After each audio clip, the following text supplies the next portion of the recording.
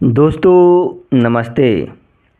दोस्तों, आज का जो टॉपिक का विषय ये है कि डिप्रेशन से कैसे उबरें या डिप्रेशन से उबरने की टेक्निक क्या है। देखिए, कोई भी डिप्रेशन अगर आपके मन ज़िंदगी में होता है तो कुछ न कुछ कारण तो ज़रूर होता है। बिना कारण के कुछ समस्या आपके जीवन में नहीं आ सकती हैं। और डिप्रेशन का मतलब क्या होता है कि अवसाद होता है, आपके मन की खिन्नता होती है, उदासी होती है, मन की पीड़ा भी कह सकते हैं। तो देखिए, डिप्रेशन का जो मूल कारण होता है वो आपके जीवन में जो परिस्थितियाँ होती हैं वहीं होती हैं। आपके जीवन में अगर परिस्थितियाँ निगेटिव हो गई, आपके अनुकूल नहीं हो पाती हैं, यानी कि प्रतिकूल हो जाती हैं परिस्थितियाँ, तभी जाके आपके मन में ये दबाव आ जाता है। जैसे मान लीजिए, अगर आप बिजनेस कर रहे हैं और बिजनेस अचानक फेल हो जाता है या बिजनेस की रफ्तार है वो कम पड़ जाती है, तो देखिए आपके मन में दबाव आ जाएगा, आपके ऊपर आर्थिक दबाव आ जाएगा। और यही आर्थिक दबाव अगर लंबे समय तक रहा आपके मन पे तो आपको डिप्रेशन में ढकेल देगा। इसी तरह से और उदाहरण के तौर पर ले सकते हैं, जैसे मतलब कोई विद्यार्थी है, वो अपना 100% दे रहा है फिर भी एग्ज़ाम में फेल हो जा रहा है।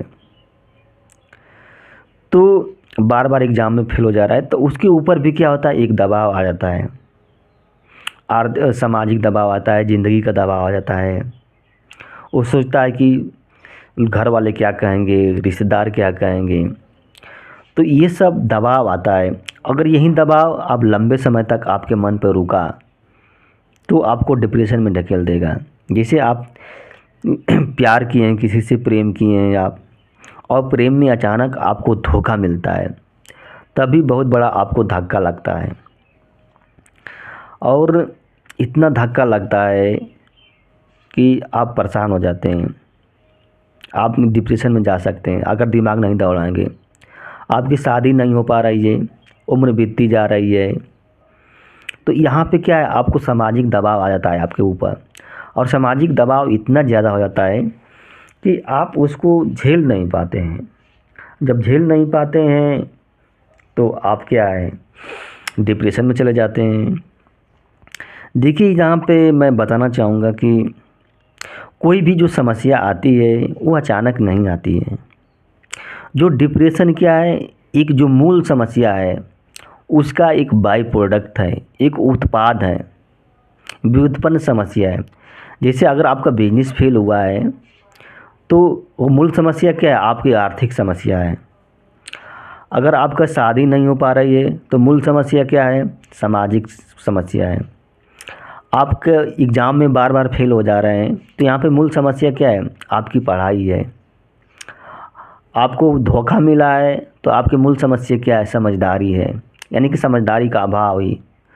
तो आपको जो मूल समस्या है उस पर काम करना पड़ेगा आपको।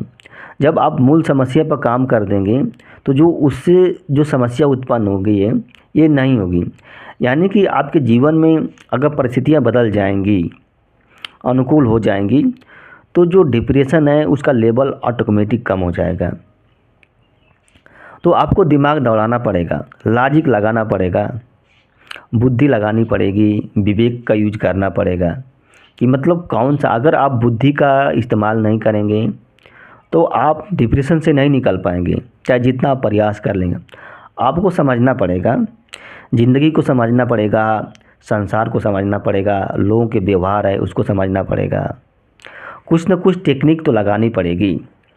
और जैसा कौन कौन, क्योंकि हर एक समस्या की जो टेक्निक है अलग अलग है।